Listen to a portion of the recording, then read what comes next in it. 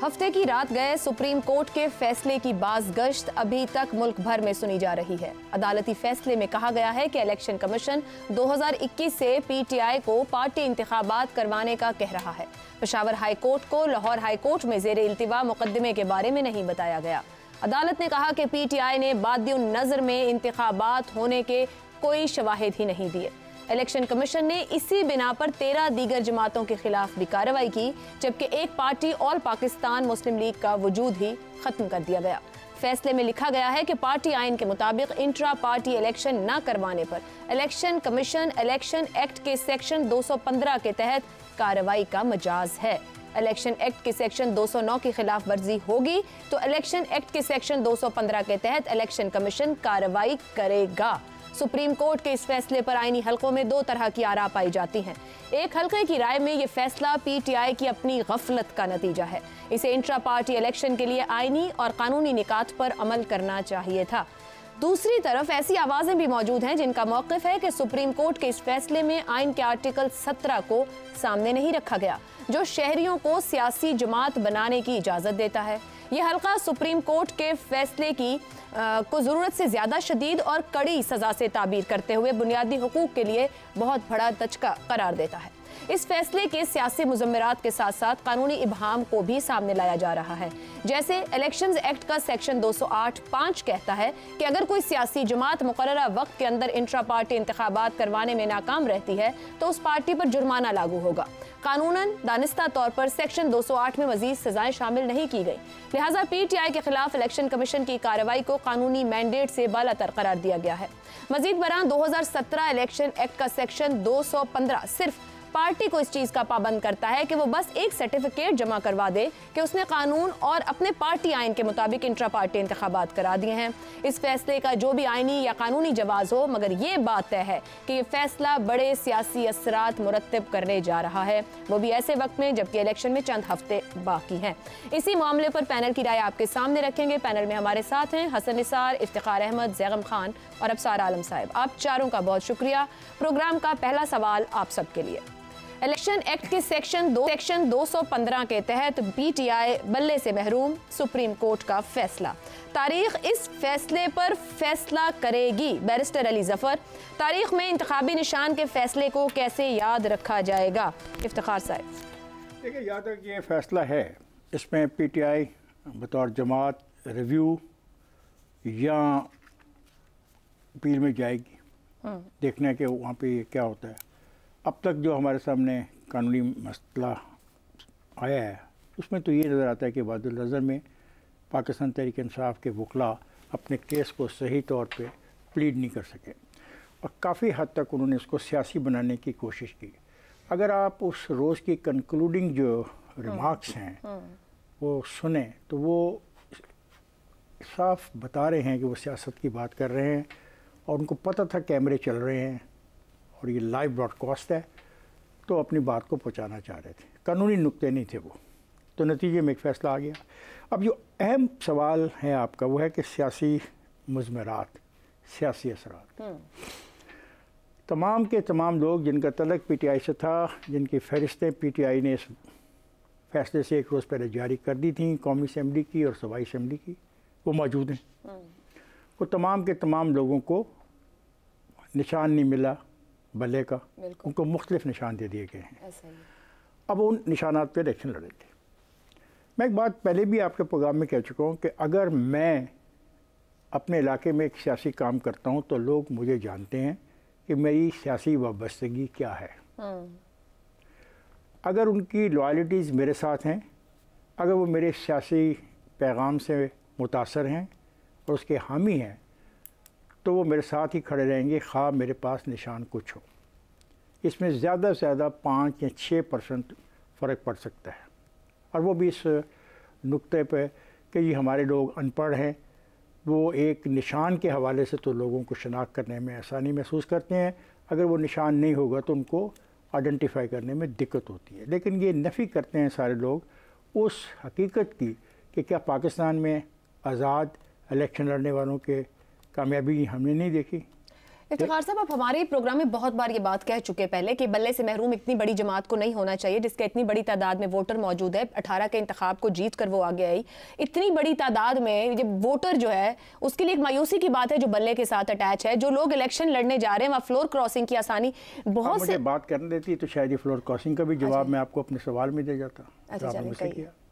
मैं तो आप ही ने कहा ना, आप समझते थे। नहीं, मैं समझता हूँ, मतलब बिल्कुल हकीकत है जी। अब वो लोग इलेक्ट हो जाते हैं जिस किसी भी निशान पर, उनको कोई ऐसी दिक्कत नहीं है।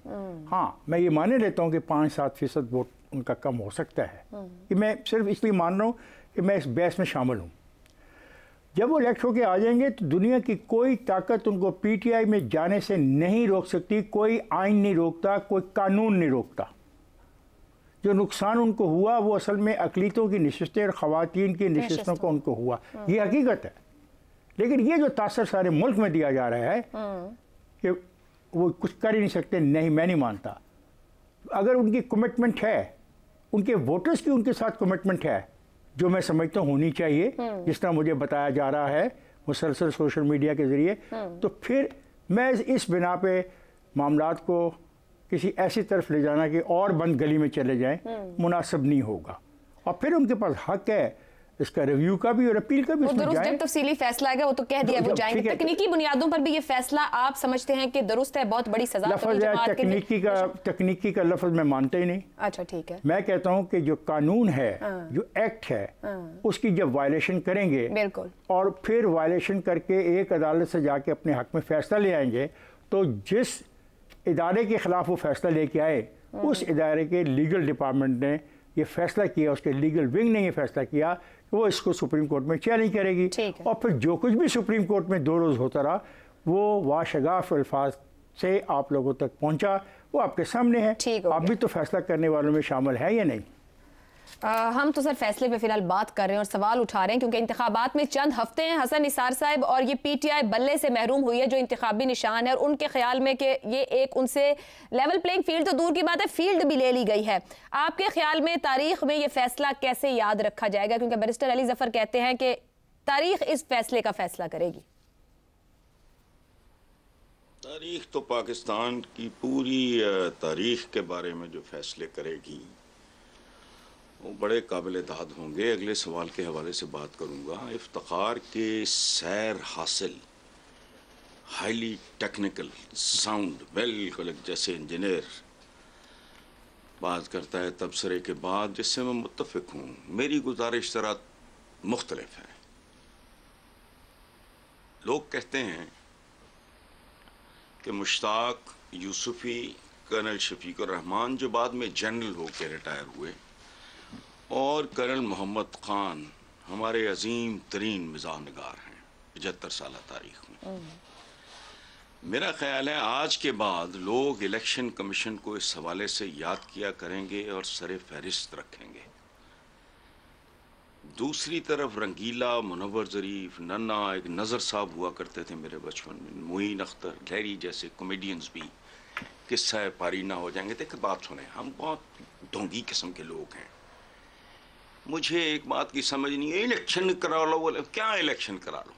Minus Bhutto, what is Peoples Party, minus Nawaz Sharif, मैं ये नहीं कह रहा ये शरीफों का खानदान, नो, माइनस नवाज शरीफ, अब बोल तो ये पहले ही ख़त्म हो चुके हैं, जितने रह गए हैं वो भी आप देख लोगे, माइनस नवाज शरीफ और minus Imran Khan, what is ये ढोंग शोंग हैं, हम अदाकारी करते हैं, ह्यूमन राइट्स वाला नाटम खाना, वेस्ट के फेंके हुए निवाले खाने वाले लोग हैं हम।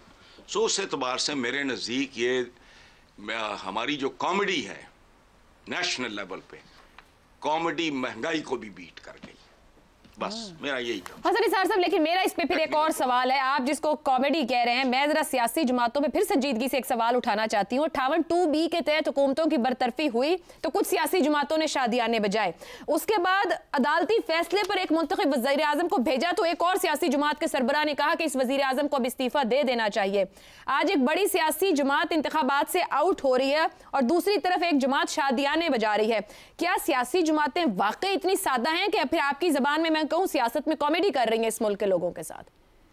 एक अरसा हो गया हमें और आपको आपस में प्रोग्राम करते हुए, वो पिछला चैनल हम इकट्ठे थे, मैंने कभी सियासत को सियासत नहीं कहा, ना तस्लीम किया है, ना इस जमहूरियत को मैंने कभी जमहूरियत माना है और तस्लीम किया है। ये टोटल फ्रॉड है, एक बहुत बड़ा। पृथ्वीराज मुगल आजम बना हुआ है बस। लेकिन बहरहाल खास तरह के लोग हैं लगे होंगे, सियासत तो सियासतदान, और ये इस तरह के होते हैं जोकर। ठीक, सियासतदान, उगालदान, वो तो अपना काम करता है, ये नहीं करते।